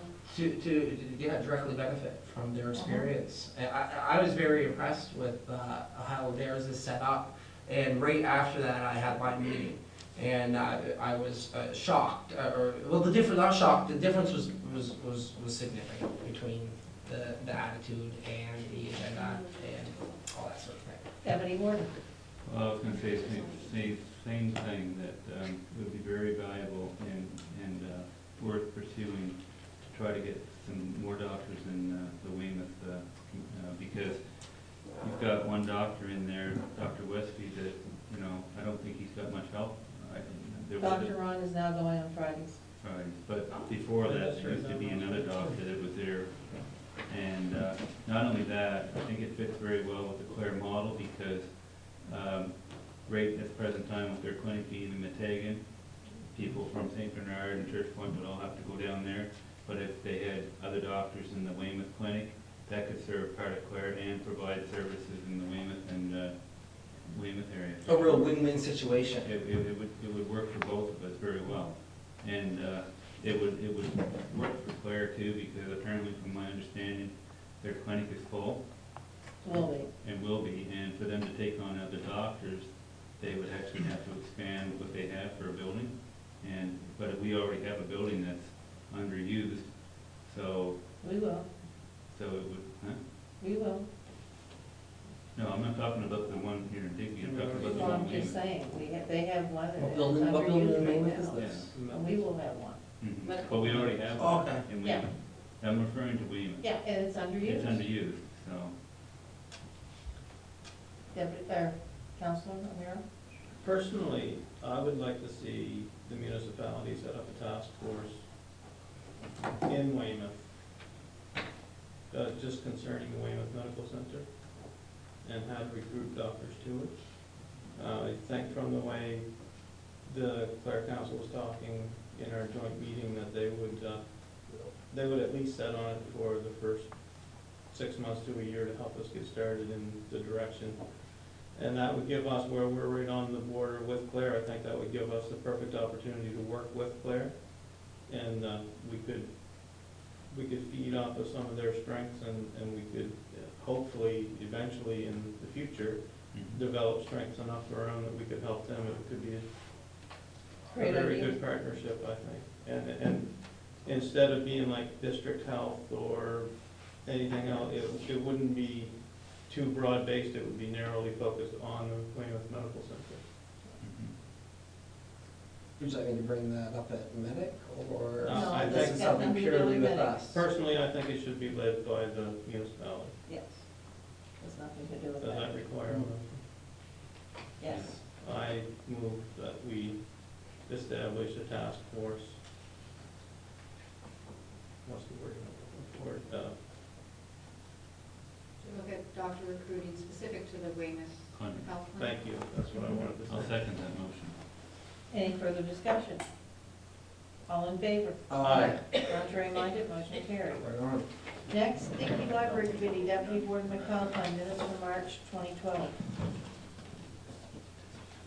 What's that? No, Digby Digby Library. Library. Oh, sorry, Digby Library? Digby Library, I thought you said that right. Anyways, Digby Library has not had a meeting. You're talking about, yeah, Digby Library. Yeah. Yes. It hasn't had a meeting since the last council meeting. Okay. Next is the Senior Safety Committee, Counselor Adams and Counselor Tudor. I haven't met since the AGM at the end of May, right? Yeah, May 30th, I think it was. Is that right? I think I remember. So And you they go don't usually on. meet over the summer. No, they said that the next meeting would be in September. I think You maybe. go- So you only meet 3 times a year then? Every 3 months. Seems like I've been there more often than that. Well, May, that would be Well, they July. don't meet over the summer though. Just usually don't meet over the summer. I know, just the way it goes. Not saying anything. I would be nice though if you would show me the last year, your dates of your meetings, just so I have a ballpark in my head, if you wouldn't mind. Are you taking those No, I don't want, I just want to know the dates. so ones? that I- Sleep. No, no, I just want, I want the last year's dates, just, I'm curious about how often I get that meeting. Transportation declare, Counselor Romero. Transport Declare had their AGM and a board meeting on May the 29th.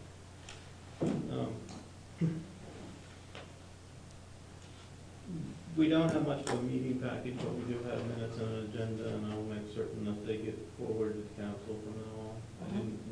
I didn't fully realize that they weren't, but they will be in the future. But yeah, could we get the last ones? Yeah, no problem. Basically, it was just normal business for the transport declared. He did mention that he was going to speak at the conference that you had an opportunity to talk to him on Thursday. That was part of the board meeting that Oh, we good. agreed for him to go. Obviously, you did, because you talked to him on Yeah. Thursday, so. It was really good. I was glad to have him down on the islands, Claren came down. I had a meeting that evening and tried to meet up on Westport between 2 and 3:25, but he must have missed the ferry. And plus, because it's the islands, your cell phone doesn't always work. So he was down there somewhere. I just wasn't able to find him. He keeps very busy, he does a lot. Oh, yes, he's an impressive fellow. Highview Terrace, Warden Gregory, Counselor Romero, and Counselor Tudor. We are having our AGM on July the 10th, and on the last Wednesday of the month, we will have our regular meeting. There was no meeting in June. Upper Clemens Park Society, Counselor Romero. Upper Clemens Park. Oh, certainly. Can I just go back to Tybee for a moment? Yes. Did you bring up the fact that their minutes are set Yes. there gone? Oh, yes, I did. And nothing's gonna change? I don't know. Nothing's gonna I've change? asked. Okay, We haven't had minutes since, all right. because we didn't have a meeting in June. But Okay. I did bring it forward. Yes, you did. So I have asked to be more dated, with the dated. Upper Clemens Park, Counselor Romero. A couple of things. The last Upper Clemens Park was last Thursday. They had a board meeting and I was unable to attend because I had to attend the Adida AGM. So again, I think it was the Upper Clemens meeting was changed to the night that was already booked, and I had to decide which to attend, and I chose Adida. Yeah, when they start changing meetings, it just falls apart. It kills you when Yeah. they change Yeah. meetings. The other thing I wanted to ask is, while I was away, they had their grand opening, and was anyone able to attend? Yes, there was two, Okay, excellent. and would you like to talk about your experience first? I didn't go on anything, you let him talk, he's the one who did Oh, the did you? 3 hour. I did the whole He did the thing. 3 hour, thanks for and, doing it. Picture me 30 feet above the ground, holding on to one of those climbing walls with my left arm like totally not working, thinking I'm gonna fall any second, but somehow I managed to make it across. I had a lovely time. It was exciting, interesting, very challenging, much more physically challenging than I would have expected. And I actually asked my nephew, or my cousin, if he would mind coming, so I got a teenager's perspective, and he thought it was awesome. Good, good. That's an actual quote. That was the idea. Yeah, he said that he thought that it would be a good thing for me to take the boxing kids on, or a good thing for the class trips. He thought, he was totally impressed. And he's quite a reserved young man, so it was great fun. I'm glad you had fun. Yeah, my legs hurt for 3 days afterwards. You were the better one to go than me anyway, because I wouldn't have done that. So holding right on. Ebony Morton. It was my first time. In regards to the adventure park and the additions to the Upper Clemens Parks, I'd like to make a motion that we write a letter to the Hand Society congratulating them on the opening of the adventure park. I know there's a lot of hard work that went into And the quality of the rides, if I may well, interject. into the development of the park and the efforts by the staff to see this go forward. And I know that the board's been very dedicated to the development of this, and it is a huge economic driver for us in this part of the province. And so I'd like to make a motion to congratulate the staff and board for a job well done. I'll second that. Okay, any further discussion? I'd just like to point out that it's not the Hand Society anymore. No, it's now Upper the Clemens. Upper Upper Clemens Clemens Park Park, Society. okay. They Sorry, actually employ, sorry. they Mention- employ mention- 170 people, Yeah. that's a lot, Yeah. It is. seasonal, still. Actually, So what? And the other plus about the adventure park is that they're gonna be able to stay open longer than, the theme park. Yeah, they'll capture some of the shoulders. Yeah. which is always good to Yep. have a more active solar season around here. If there's anything, for example, the Warfront Rally, the Fire Truck Rally, taking advantage of the solar season a bit, it's lovely to see that going across the province of this area of the province. I think there's potential with expanding the tourist season, so it's good to see that. Okay. So thank you. And now, waste check, Warden Gregory, Deputy Warden McAlpine. You have the minutes and reports, the budget of 2012-13, which was passed, and the draft action plan of 2012-13. Any questions for Deputy Warden? No, I'm gonna just make some comments. Okay, make some comments. At the meeting on June the 11th, the board passed its budget for the upcoming year. There was an election of officers. Warden Anthony was reappointed as chair. I was reappointed as vice chair. There was a few things I want to touch on. One thing is that we won the Mobius Award again for Region of the Year. And just to say also that this is the third time that we've received this award. We won it back in '03. We had an honorable mention in '08. We won it in '09. Now we've won it again in 12. And we've been the leaders in diversion, in the decrease of diversion. We're down to 303 kilograms per person. The mandate by the provincial government is to be at 300 by 2015. We had set our own goals to reach that number by 2013, and I think we're on track for that. There's been a lot of good work done by staff to work with businesses and the residents to get them to divert their garbage properly. There's a Business of the Month program, and I'd like to encourage you to, if you have any businesses in your community that show leadership in waste reduction, to maybe have them contact Waste Check. And if Waste Check feels that they're a candidate, there's a good chance that they can be the recipient of Business of the Month. It's good for the business as well because they get recognition in the papers. Lovely plaque. And so also I wanted to touch on something else. There's a community litter program that's managed by Waste Check, and community groups can get up to $350 for doing roadside cleanup. There's been not as good an uptake in our municipality for this. I think the awareness is greater in the Yarmouth County than it has been in Digby County. But I'd really encourage, if you know community groups. It has to be a community group, you can't be an individual. It can be a boxing club, though. Yeah, Oh, I've yeah. spoken to them in the Yeah. past, and they've said Yeah. yes. right. So No, if you have everyone knows what I'm thinking. Yeah. How does that happen? If you have a community group in your district, I'd really encourage you to talk to them about this and put an application in. It's a good way for them to do some fundraising, and it is $350 now. I also wanted to mention too that when we won the Mobius Award for Region of the Year, our Region 7 also had another winner, and that was Institution of the Year, and that was won by the Nova Scotia Community College in Burridge in Yarmouth. So hats off to them too, because that's province-wide. So that was good. And I can remember, wasn't that many years ago, our waste production coordinators were going in there trying to get them to do the right thing, and they really jumped on the bandwagon, and they've done a great job. And one other piece I want to mention too is that we continue to have illegal dumping, irregardless of how much education and advertising we do. But I'd like to maybe in an upcoming future coastline, I'd like to have a nice article done because we need to keep reminding people, and I also want the piece to let them know that if they get caught, they're going to be charged. We're charging people now for illegal dumping, and there's no need of it. I mean, we've got a public drop-off. We spend a lot of money to try to have people do the right thing.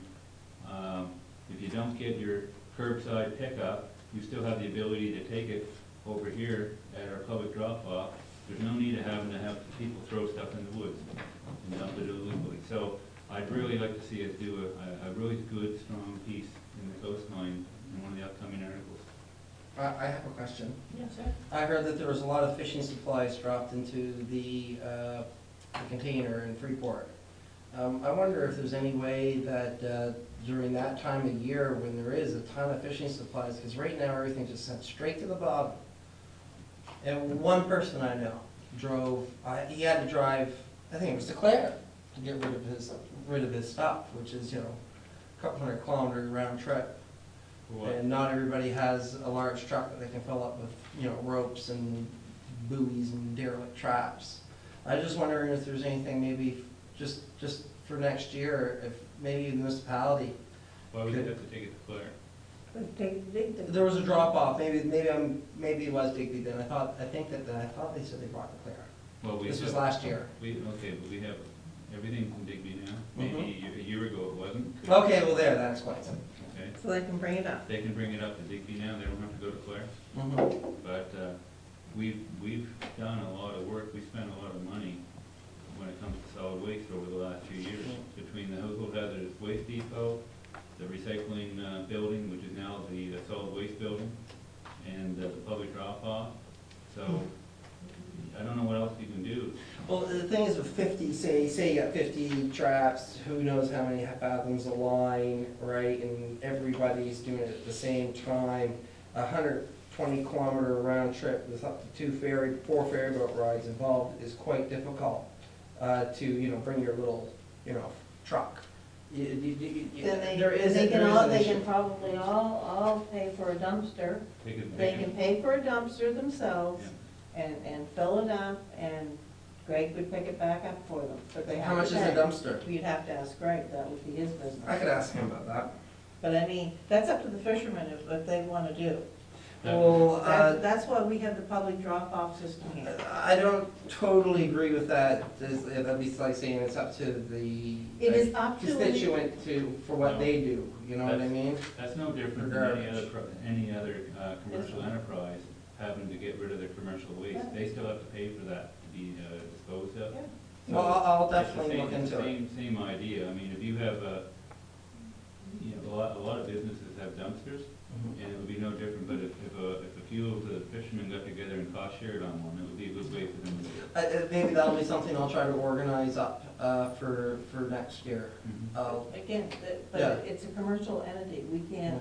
Well, but it is, otherwise, we can say that, But we still can't- we say that fact over and over again, but it'll all end up on the beaches and the bottom, And then again, regardless. but the bottom line is, if they do not want to be a responsible citizen, that's their choice too. My husband is a fisherman, my son is a fisherman, my uncle's a fisherman, my brother's a fisherman. I know that they can Would be he load his truck responsible. up and go 120 kilometers back and forth 7 times in a Well, day? he has, I don't know if he do it in the same day, but there's different days, different weeks. It's up to you, and it's like, I mean, I know when we clean home, I don't know how many trips he has made in. People are responsible, it's like the illegal dumping. I don't understand why anyone would drive all around the countryside to dump on my property, and I'll use my property saying it's mine, so that you make a landowner wanna try to clean up something that's not their mess, where you get the taxpayer to pay for it, when they had to go buy the place in the first place, is they were afraid to pay $25, but they spent 50 in gas, running around and trying not to get caught, and then they could end up with a nice fine. Well, I I don't understand what you're talking about is how things should be, but what I'm talking about is how things actually practically are. And there is an issue. And, but like we said, Deputy Warden Jim Galfine suggested, there's an option, Greg.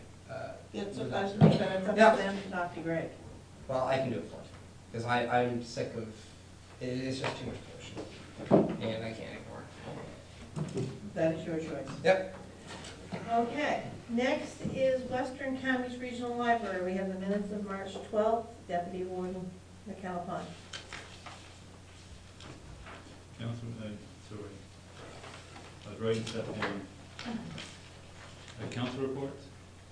No, Oh. Western Counties Regional Oh, Library. sorry. I'm not there yet. I'm sorry I wasn't able to attend the last meeting. I had to go to Halifax for a meeting I couldn't get out. Mhm. But I did get a package with the financials, and I gave it to our CAO. They had passed the budget at that meeting, Mhm. and I believe it's in line with the last year's numbers. Okay. This was too important not to have go forward, and they had 2 meetings on it. The first meeting they declined putting it forward. We pushed hard on that, and I spoke to the incoming president and also also to our chair of the Atlantic Caucus, David Hanson from New Brunswick on this, and Warden Lloyd Hines from Guysborough.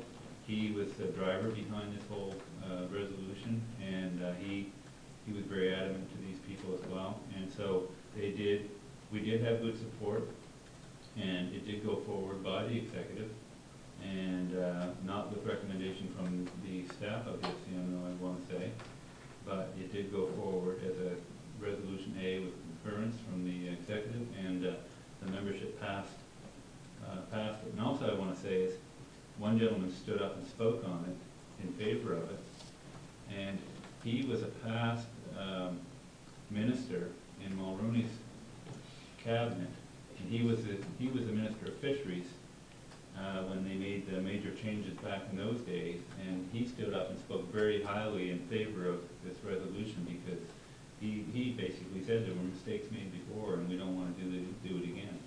So to me, just having that resolution go forward, be approved and passed, that was the value of going to that FCM. Good. So, Oh, sorry. anyway, I'm dragging things out, but it's important to talk about these things. When I got back on the 5th, I attended the Mobius Awards in Halifax when we got the award. On the 7th, I attended, and this is why I wasn't able to attend the library board meeting. We have a fiscal review committee in place to do a review for all the funding the province puts into municipalities.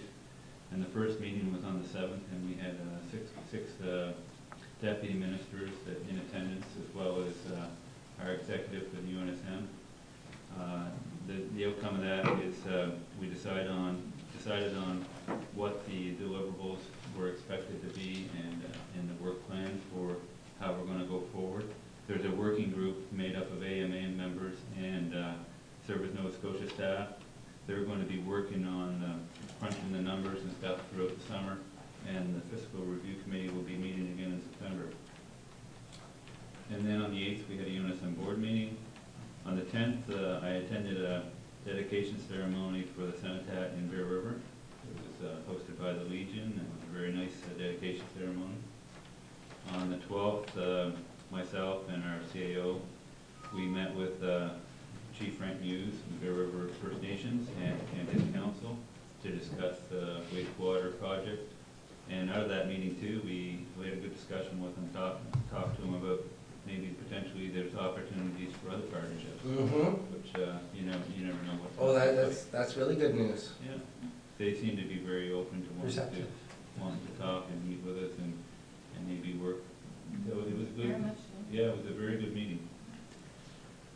And then on the 14th, I had to go back to Halifax for a town's task force meeting. And what I want to speak on there is we're going to be receiving the final draft report for the town's task force.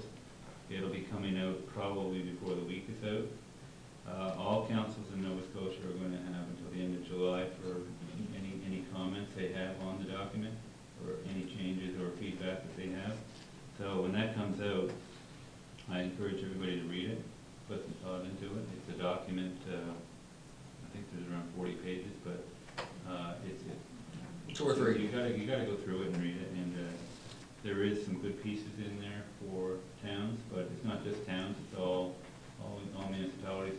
It's gone beyond just being a town's task force.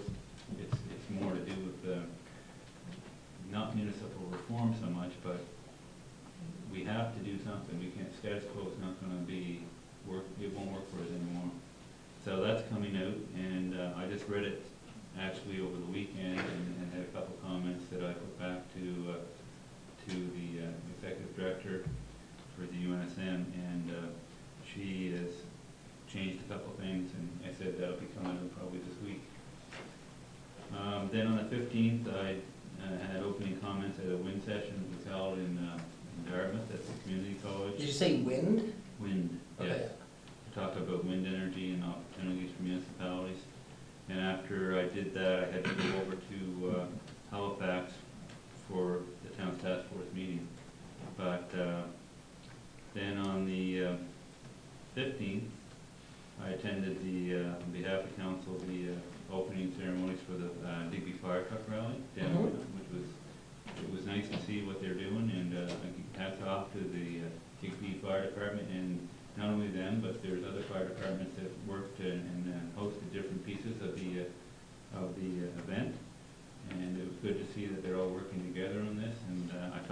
fire chief today, and he was very happy with the way it unfolded. Actually, he told me that he bought a $5 ticket, and he won himself a set of bunker gear worth $1,500. Right on. So that's kind of nice. But How many people came, roughly? Was it good crowds for a first-year event? What did you think? Just wondering. It was a first-year event, nothing to speak. I think that they were satisfied with being a first year. I was told there was approximately around 33 trucks in their fire truck parade, so I caught I went to the opening ceremony on Friday. On Saturday morning, I attended the fireman's breakfast at the fire hall in Digby, and then I came back and I went and I caught the tail end of the parade.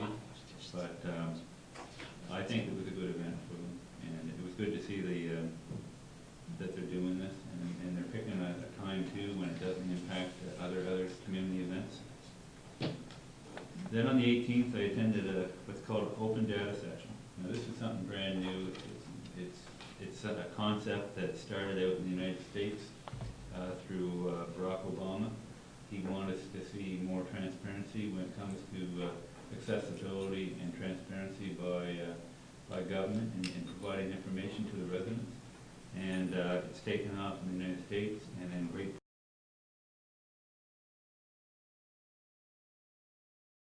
Britain. It's taken off there.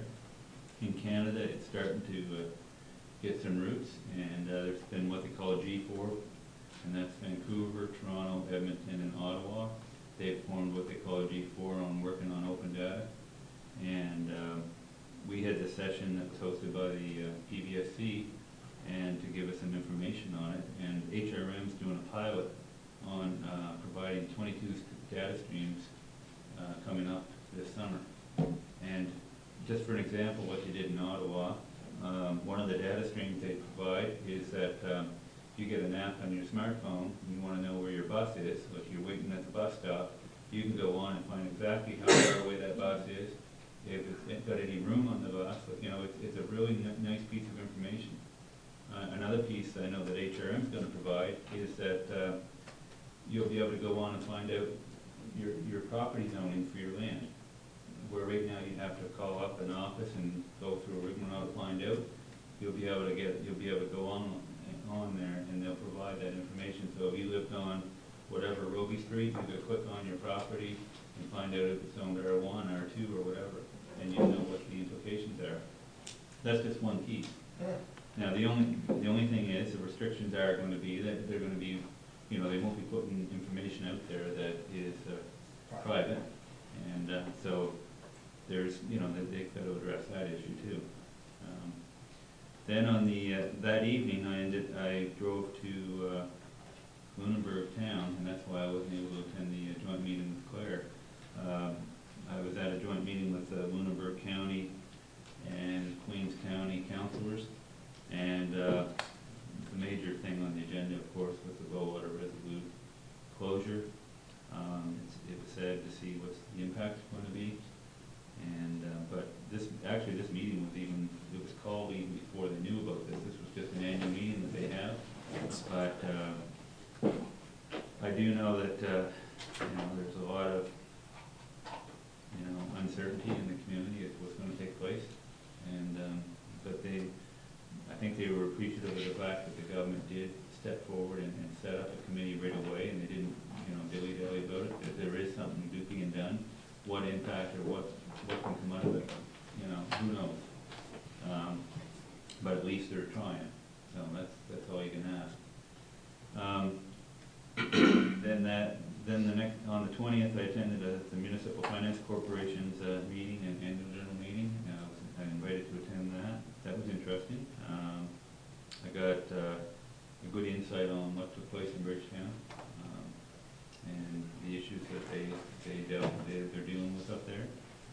And then on the 22nd, I attended the Relay for Life with the municipal team, and I'd like to say that that went very, very well, and I'd like for council to send a thank you or acknowledgement to Pat for the work she does on putting our team together. I mean, she's our heart and soul when it comes to that team. And also, on a side, they had a couple different contests throughout the night, and they had an 80s theme thing. So Pat won first place, and our CAO won second. Yeah. But, it was I thought Pat's husband should have won second, no thanks. He was the Hulkster. well, she was Olivia Newton-John. That's true, it's true. Those are both, it's hard to pick between the Hulkster and Olivia It was Newton-John. it was a very good event, and I'd like to acknowledge Pat. And I'd also like to acknowledge, I think we should acknowledge the committee that hosts the Relay for Life and puts all the hard work into it, because they raised, you might as well say they raised $52,000. It's like $26 short of $52,000, so I think they did a great job again, and a very well organized event, and I think we should send a letter of acknowledgement, at least from the warden, in regards to that. Speaking for the children down in my area, the children, they found they really got into the spirit. It was a poignant event that it was important for them to go through it. I think it was just a wonderful opportunity for the young people, not just people like ourselves.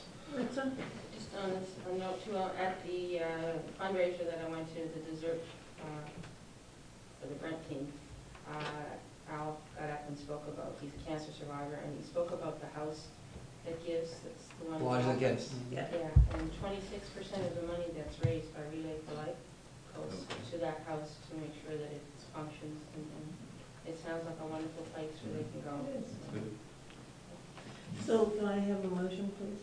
I so move a motion to write a letter, or, no. Yeah, send a letter. Send a letter to the Relay for Life committee, and to congratulate them for the work they've done in hosting the Relay for Life again this year, and the hard work that they put into having a successful event. Is there a seconder? I'll second it. Any discussion? All in favor? Aye. Contrary minded, motion carried. Would you make the one for Pat, please? I'd like to make a motion that we acknowledge Pat, and we thank her on behalf of municipal council for the work she's done in putting forward our team from the municipality, and the work, I know for a long time now, she's given a lot and done a lot, and I mean, she was out with a bad back, but she was still there all night. And, Yeah.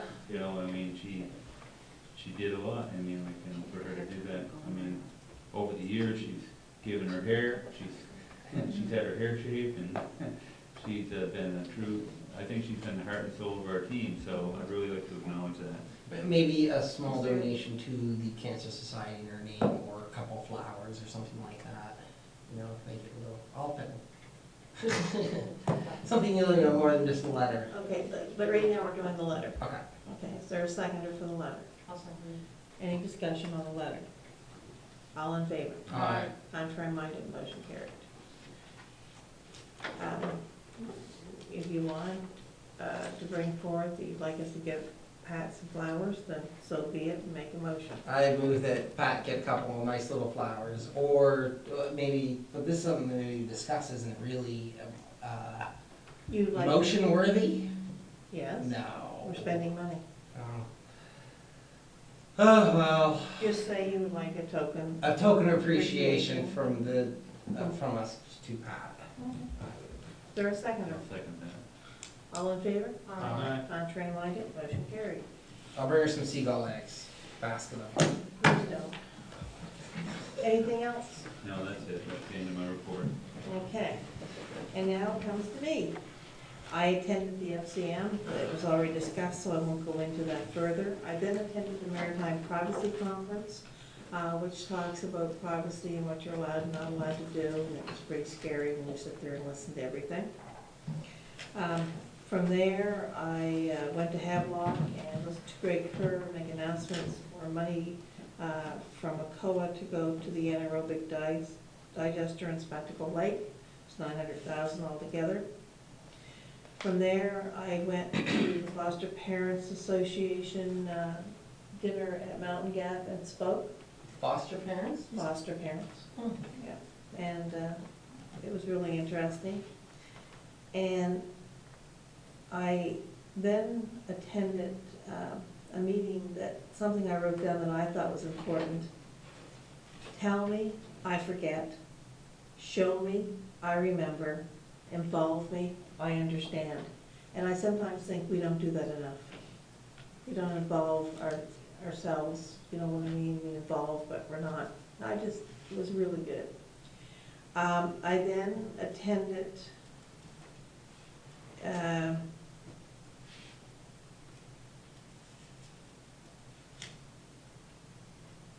AGM.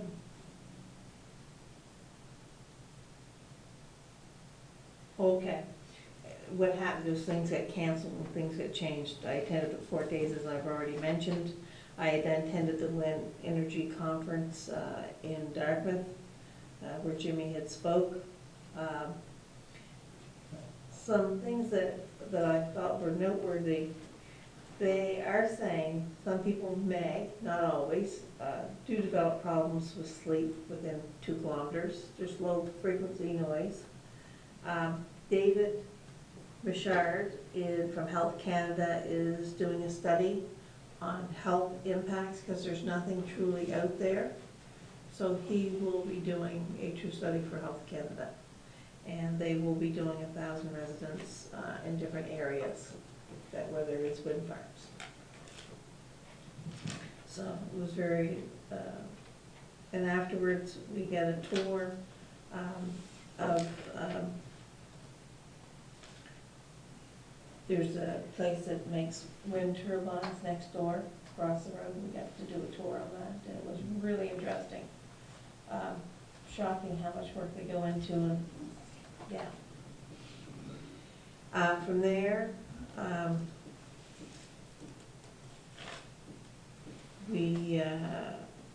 I attended a Clean Nova Scotia meeting on Tuesday, and then we had a meeting with DARC where we met with, I forgot at 5 o'clock, where we met with parents and children that were attending the day camp, and then we had our meeting following that.